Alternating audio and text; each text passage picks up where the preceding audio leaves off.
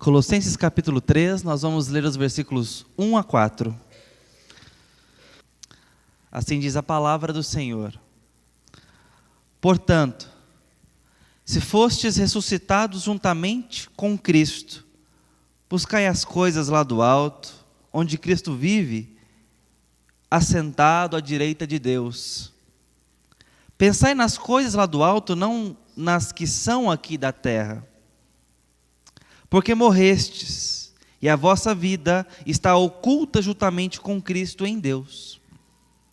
Quando Cristo, que é a nossa vida, se manifestar, então vós também sereis manifestados com Ele em glória. Meus irmãos, nossa breve meditação dessa manhã, eu gostaria de mostrar como que Paulo nos deixa aqui num padrão que ele segue em outros textos, como em Romanos, como também Tiago segue, em vários outros lugares. Paulo recorre a esse recurso argumentativo para nos fortalecer a fé. Mas isso não é uma característica exclusiva do Novo Testamento. Vou mostrar para os irmãos como que aqui Paulo está nos dando indicativos preciosíssimos antes de nos preparar, antes de nos informar e nos encorajar a imperativos. Ou seja, Paulo está nos animando para podermos ter motivos para obedecer. A grande questão que está acontecendo aqui é que Paulo está nos dando conforto e segurança para saber em quem temos crido. Aquela ideia de que se não sabemos para onde estamos indo na fé, pelo menos sabemos quem está segurando a nossa mão enquanto caminhamos. A ideia desse padrão de redação bíblica se repete nos mostrando como que é preciso ainda recorrer à atitude infantil que confia no seu responsável. Por mais que não sabe por que aquele tipo de alimento está sendo colocado à mesa, por mais que não goste daquelas coisas verdes e aqueles pratos às vezes coloridos de legumes e verduras. Mas no fundo a criança come e confia. Pelo menos até ter idade para relutar e emburrar e fazer birra. Essa atitude é esperada de nós. Paulo nos mostra um padrão de que nós devemos ter razão para obedecermos. Por exemplo, o livro de Jó. Jó nos mostra uma saga, nós estamos estudando isso já há mais de um ano na nossa escola dominical, vendo como que Deus vai estabelecendo uma saga de sofrimento, de tribulação, uma saga de disputa, de superação e de argumentação. Jó, diante de seus amigos, tem que argumentar sobre a justiça, sobre a santidade, sobre como Deus trata o homem ímpio e o justo, de como é a vida diante das coisas certas e erradas, de como são as reações dos homens, de como é a ação e a reação divina. Bom, enfim, todas essas coisas são discutidas diante de uma situação dolorosíssima, diante de uma situação completamente constrangedora para o emocional, para o racional, para o social de Jó. Mas tudo isso leva Jó a estabelecer no diálogo que ele tem, inclusive com o Senhor, perspectiva superior. Aquela situação vai lhe capacitando e lhe dando uma musculatura emocional e espiritual, permita-me ilustrar assim, para que ele chegue no final do livro e diga: agora os meus olhos te veem. Ou seja, o deserto que o Senhor me levou, para onde o Senhor me deixou, fez caminhar, eu pude ter uma visão superior da vida e dos fatos. Isso acontece também em outros textos, como Tiago, quando chama a gente para ter uma perseverança melhor e mais alta diante do quê? Da tribulação. Esse padrão acontece em Apocalipse. Qual é a primeira figura fantástica, ou pelo menos mais icônica que nós temos no livro de Apocalipse, antes de mostrar a revelação da tribulação que vai vir sobre o mundo? O trono branco. O Senhor quer nos mostrar uma perspectiva superior da vida para que nós tenhamos força e coragem para enfrentar as dificuldades e sofrimentos. Existe um trono que é superior ao trono romano, ao trono de Nero, Domiciano e todos os outros imperadores que fizeram o cristão sofrer. Ele nos dá, então, o indicativo de que existe um rei assentado que reina sobre todos os outros reis da terra. Isso é indicativo para que então ele fala, persevere até o fim. Então, fica confortável para nos dar imperativos. Nós temos isso acontecendo em vários textos bíblicos. O livro de Reis, por exemplo, pelo menos no segundo livro, nos mostra a saga de Ezequias, que mostra que ele confiou no Senhor. E essa confiança no Senhor veio através do texto sagrado. Indicativo, descoberta, revelação que nos dá motivo para obedecer. Bom, isso acontece em tantos outros textos. Jesus nos chama, por exemplo, no Novo Testamento, fazendo aqui essa inversão maluca, olhai os lírios do campo e não andeis ansiosos. Indicativo e imperativo andando junto. Ou seja, nós devemos honrar a palavra do Senhor, obedecê-la porque é palavra do Senhor. Mas Deus nunca nos deu uma lei seca, uma lei bruta e tão somente ela. Ele nos dá motivo para obedecer. Ele nos convence do seu amor primeiro. Afinal de contas, irmãos, é difícil confiar em quem você sabe que te ama?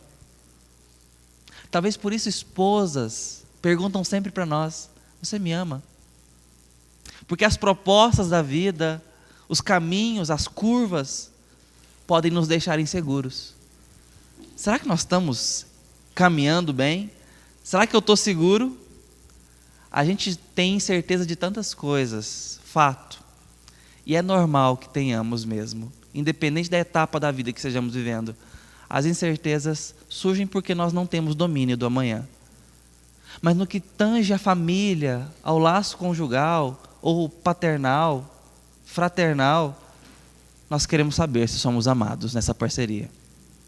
Porque uma vez que sabemos disso, uma vez que estamos seguros de que somos amados, é mais fácil caminhar ladeado. É mais fácil aceitar as propostas, quando nós confiamos em quem propõe os termos. Paulo está fazendo exatamente isso aqui, de uma forma muito específica, para mostrar a nossa posição em Cristo Jesus. Depois a carta aos Colossenses vai ser recheada de ordens, imperativos. Obedeçam assim. Mas aqui, ele quer nos mostrar que nós temos um motivo para obedecer. E ele começa por nos dizer, vou fazer uma inversão de versículo 3, 1 e 2, para seguir uma ordem na obra de Cristo. O versículo 3 você percebe que ele está nos mostrando que nós somos unidos com Cristo em sua morte. Porque morreste e a vossa vida está oculta com Cristo em Deus. Nos mostra a nossa morte em Cristo, que por sua vez morreu. Perceba que aqui nós já entramos numa coisa que você pode perguntar, que aconteceu já no versículo 1. Nós não morremos, nós não ressuscitamos, Cristo sim. A ideia, lembra daquela conversa, um tempo atrás nós conversamos sobre isso aqui na palavra do Senhor, sobre escatologia, que existe uma ideia do reino, do já e ainda não? É exatamente isso aqui. Isso já aconteceu, mas ainda não. E a confusão é desfeita porque, de certa forma, já vale para nós. Cristo já fez isso, já se adiantou, Ele já morreu e já ressuscitou. Isso vale para todo aquele que crê. Mas nós ainda vamos morrer. Nós ainda vamos morrer finalmente, fisicamente. E vamos ter o corpo de morte, não estou falando de corpo físico, morto. A carne má vai morrer um dia, finalmente. Hoje lutamos contra ela. Hoje o Espírito milita contra ela. Mas um dia ela vai morrer, porque Cristo a crucificou. Isso já vale para nós. E é a garantia de que vai valer finalmente e absolutamente um dia. Um dia isso vai deixar de nos atormentar. Porque Cristo morreu, nós também morremos. Mas também estamos unidos na sua ressurreição. O versículo 1 falou isso. Se fostes ressuscitados, nós não fomos ressuscitados. A gente primeiro que nunca teve vida. Ele nos libertou da morte. Isso falando espiritualmente pela fé. A gente estava lá morto no nosso pecado, estávamos lá sem fé, sem amizade, sem amor para Deus, sem perceber o amor de Deus, e a fé chegou ao nosso coração. Às vezes num processo, num acampamento, às vezes em anos, às vezes em meses, às vezes num dia. Bom, isso é pessoal, isso não pode ser comparado, não deve. O importante é que a fé chegou ao seu coração. Eu tenho uma grande expectativa nisso, porque na manhã de domingo você está aqui. Você está aqui num templo cristão. Eu tenho uma grande suspeita de que você ama o Senhor, porque a fé chegou ao seu coração. Caso contrário, eu oro muito para que diante da palavra do Senhor isso aconteça, porque é tudo que você precisa, ser exposto à palavra do Senhor, que gera fé em vidas mortas, que passam a respirar. Meus irmãos, se isso aconteceu com o seu coração, então você vive. Mas a ideia é que nós vamos morrer fisicamente um dia e vamos ser ressuscitados. E o dia que isso acontecer conosco, então o já vai valer. Jesus Cristo vai voltar e ressuscitar ímpios e justos. Você crê nisso? Nós precisamos crer nisso. Jesus Cristo vai voltar e vai ressuscitar todos. Porque a eternidade é feita de carne, osso e espírito. A eternidade não é feita de espírito ou alma apenas. Lembre que Jesus, ressurreto, sentou à mesa e fez o quê? Comeu, mostrou suas feridas. Está certo que ele estava um pouco irreconhecível, porque o nosso corpo glorificado vai tirar um pouco da nossa feiura. Amém. Glória a Deus. Volta, Senhor. Né? Mas, meus irmãos, nós precisamos pensar e amadurecer um pouco o nosso pensamento, apesar de não ser o foco desse texto, apesar de nos mostrar completamente esse momento que vai vir. A eternidade é feita de matéria. As ilustrações de Apocalipse nos mostram plantas, alimentos, animais. Nós temos tanto que aprender com essa vida para pensar em novo céu e não se esqueça desse outro novo que tem na frase.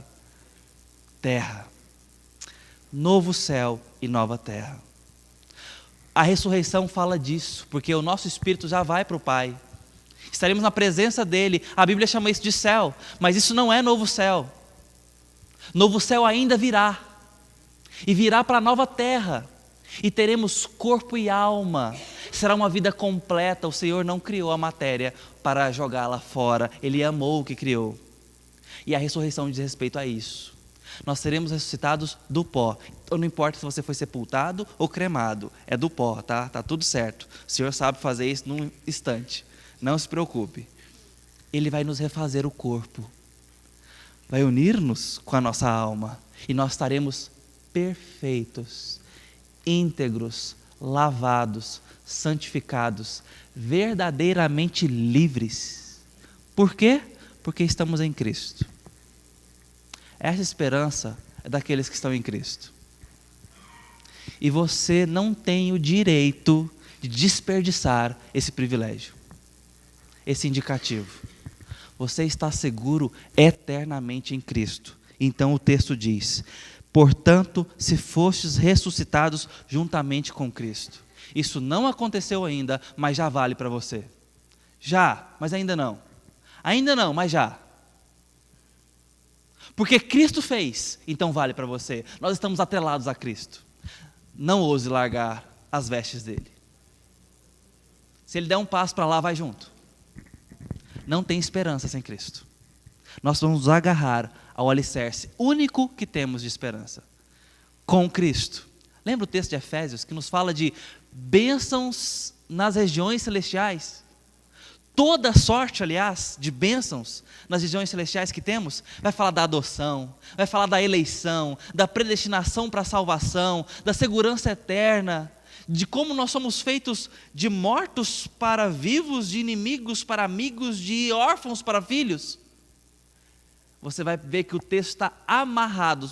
Faça um exemplo. Se você não gosta de rabiscar sua Bíblia, faça com uma lapiseira, depois apague com a borracha. Marque todas as expressões e as preposições em ou nele. você vai perceber que o texto tem um esqueleto. Esse esqueleto é a seguinte frase: em Cristo.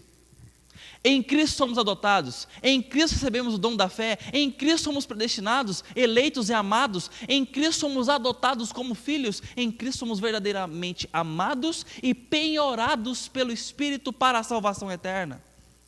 Nele, no amado, nele, você vai ver que o texto tem um esqueleto que segura toda essa musculatura de argumentação e de privilégio para aqueles que estão nele. Eu não posso demorar para perguntar: você está em Cristo? Você está em Cristo? Nele.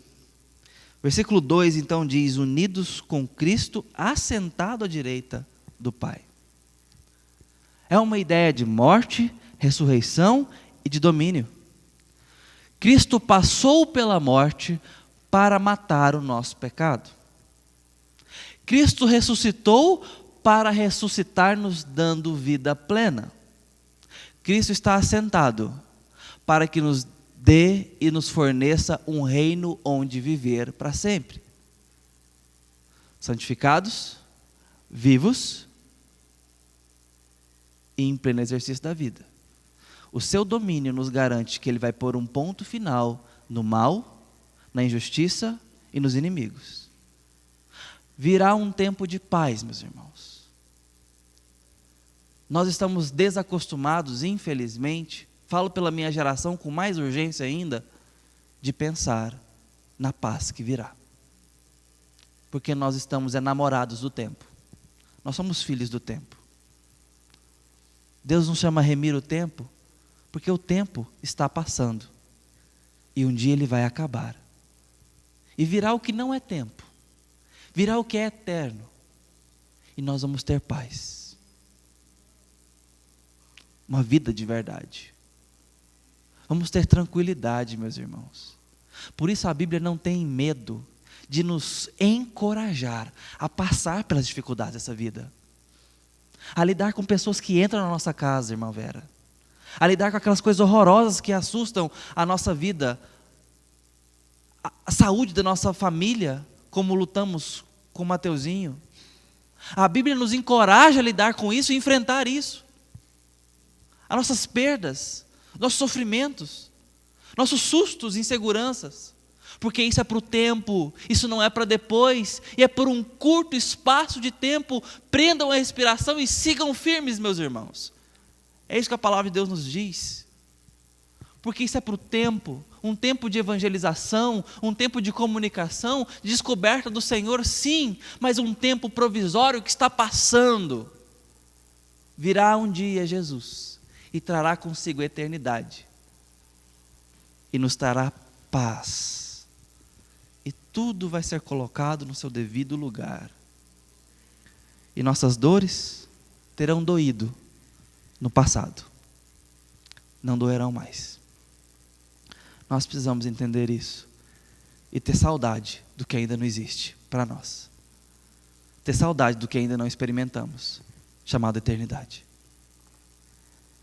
Unidos porque Ele está assentado à direita do Pai. Tudo isso Ele coloca num perfeito profético. O que é o perfeito profético? Está falando de coisa que já aconteceu, mas ainda não aconteceu. Porque vale para nós. Isso aqui, gente, lá na teologia a gente chama de união mística. Palavra estranha, né? A gente está acostumado a falar de coisa mística, porque acha que é coisa lá de outras religiões.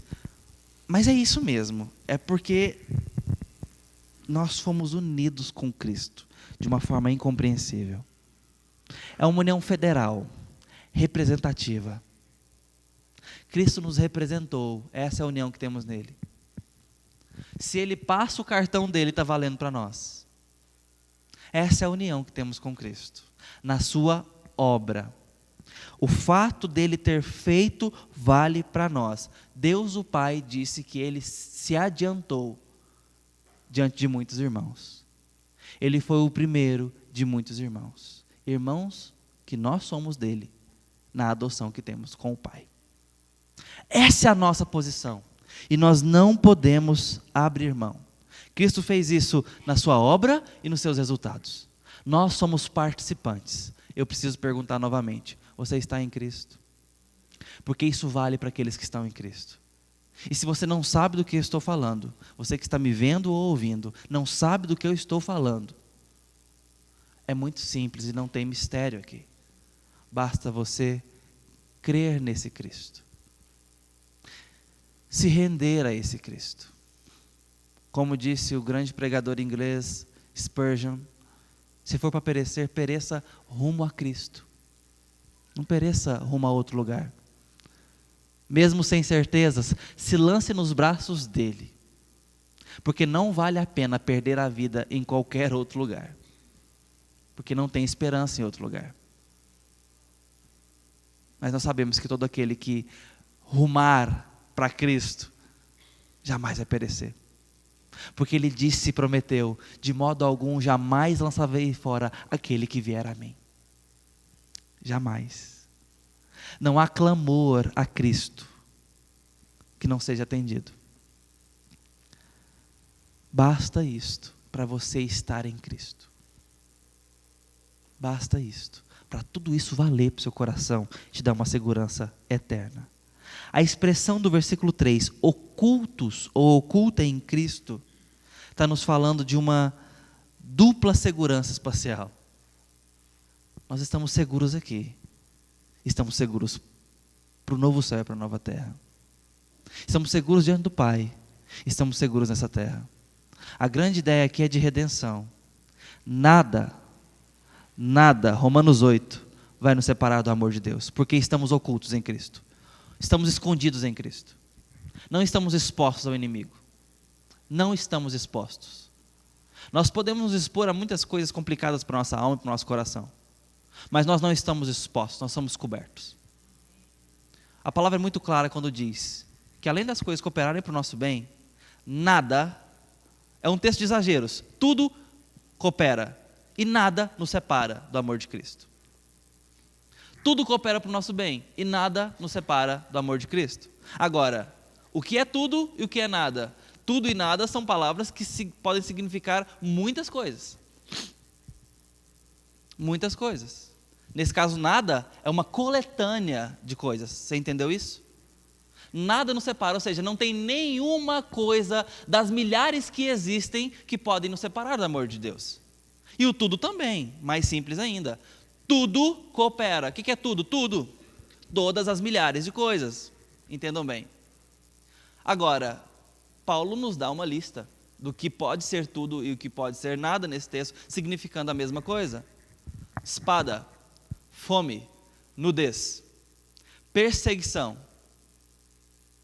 Essas são algumas ilustrações do que pode ser tudo e do que pode ser nada para cooperar para o nosso bem e não separar-nos do amor de Deus.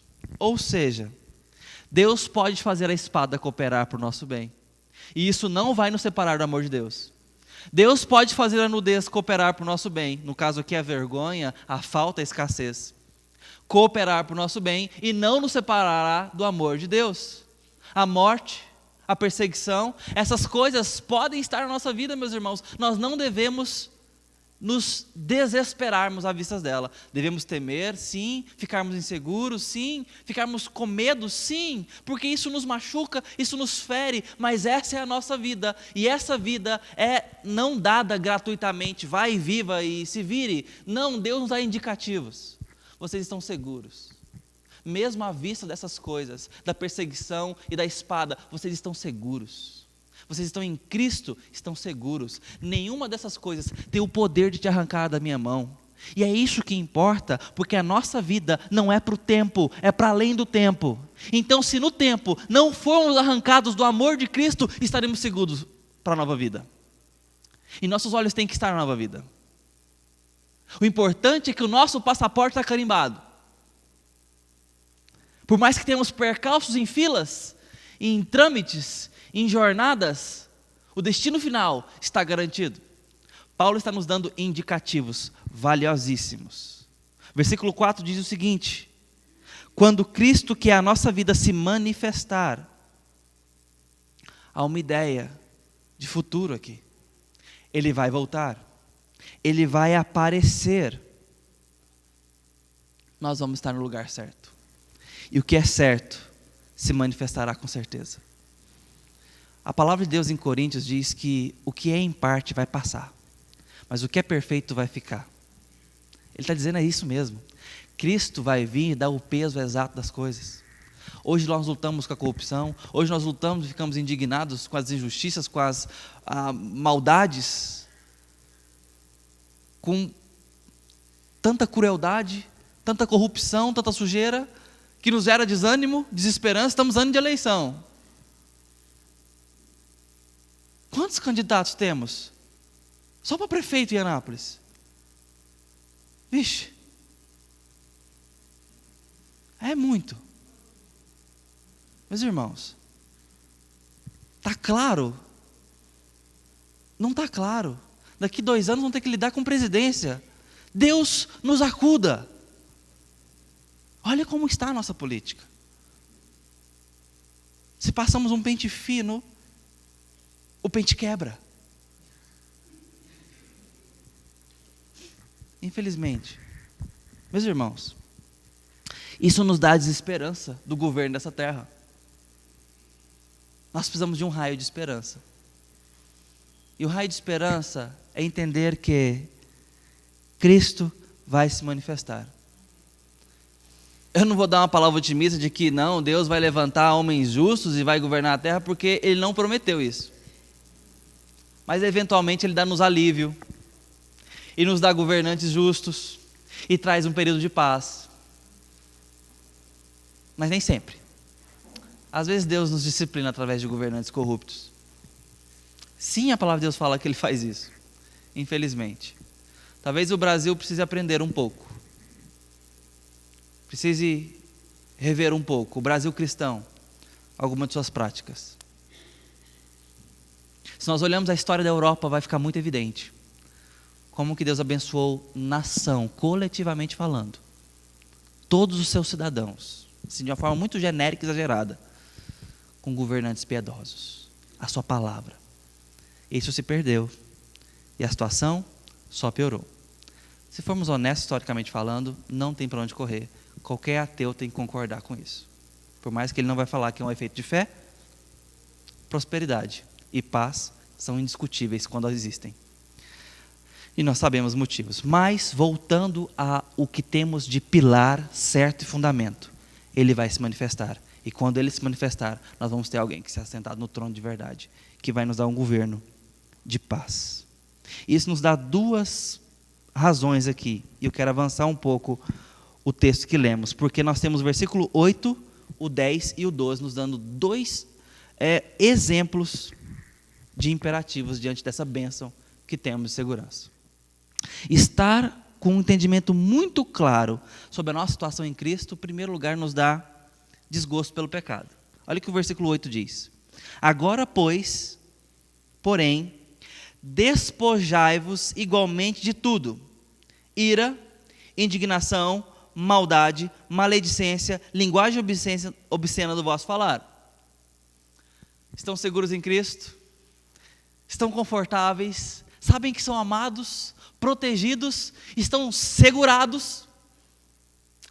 Então agora vocês estão habilitados para obedecer. Vocês podem confiar em quem legisla, em quem dá o tom, em quem diz vai por aqui. Você sabe que esse que falou vai por aqui te ama, não brinca com você, quer o seu bem e te assegurou bonança eterna. É fácil obedecer a alguém assim. É fácil concordar com o nosso cônjuge quando estamos seguros no amor dele. E às vezes nós queremos cobrar direitos sem dar indicativos. Deus não faz assim, Ele teria motivo para isso. Ele nos deixa seguros primeiro, para depois dizer, faça isso. Ele faz isso, porque Ele sabe que a nossa estrutura é frágil, é delicada, é torta. Ele quer nos deixar seguros, para que obedeçamos. É um despojo. Olha, tire essas peças de roupa, tire esses aparatos, tire esses itens da sua mala. Ele deu aqui uma lista muito importante para o nosso caminhar. Tire isso. Mas o versículo 10 diz assim: e revestistes de novo homem que se refaz para o pleno conhecimento, segundo a imagem daquele que o criou. Versículo 12: revesti-vos, pois, como eleitos de Deus, santos e amados, de ternos afetos de misericórdia, de bondade, humildade, de mansidão, de longanimidade. Se por um lado nós temos que nos despir de algo, nós temos que nos vestir de outra coisa. Isso são imperativos diante desses indicativos. Seguros em Cristo, ousem, animem-se, preparar a casa para honrar a Cristo, preparar a conduta, as escolhas na obediência de Cristo. Se dispam e se revistam. Há um lugar em Cristo para todos os que nele creem. O povo de Deus deve saber onde estão em Cristo. Entender esses indicativos, meus irmãos, aqui é só uma amostra, como disse para vocês. Se maravilhar com eles. Perceber a magnitude dos indicativos que temos de segurança em Deus. Vai nos dar uma vida de obediência mais leve, mais motivada. Jamais se esqueça de quem você é em Cristo Jesus, quando tiver que tomar uma decisão. Isso vai te preparar melhor para honrar a Cristo nas suas decisões. Vocês estão seguros em Cristo. As dores dessa vida não podem ser comparadas com as glórias que virão. E isso precisa ser dito porque não é natural para nós. Nós estamos vivendo e está doendo agora. Lembra da história do criadinho mudo que eu contei uma vez para vocês? Quando a gente bate o dedo mindinho do pé na quina do criado que não tinha abaulamento. Antigamente eu gostava muito de fazer móveis assim, né? 90 graus de quina. Quando você bate o seu dedo mindinho ali, tem alguma teologia que funciona? Nenhuma. O mundo está concentrado no seu pé. Simples. Ok.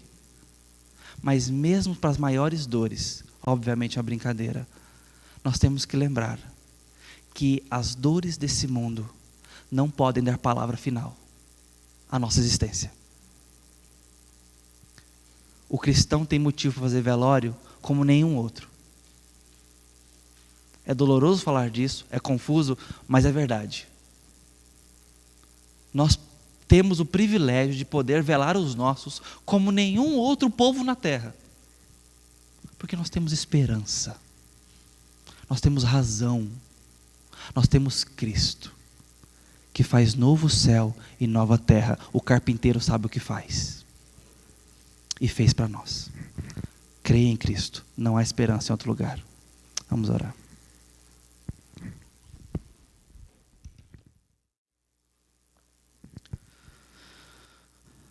Bondoso Deus, bondoso Pai de amor, dá-nos fé em Cristo Jesus. Anima-nos e nos encoraje na fé em Cristo Jesus. Dá-nos clareza, Deus, para esse povo teu, de que somos amados. E daqueles que não te conhecem, ao ouvir essa mensagem, te peço graça, para que confiem na segurança que está em Cristo. E se entreguem, se rendam, se deixem ser amados. Nós estamos seguros no Senhor, que isso nos habilite a te obedecer mais e melhor. No nome do nosso grande Senhor Jesus, nossa única salvação, é que falamos contigo. Amém.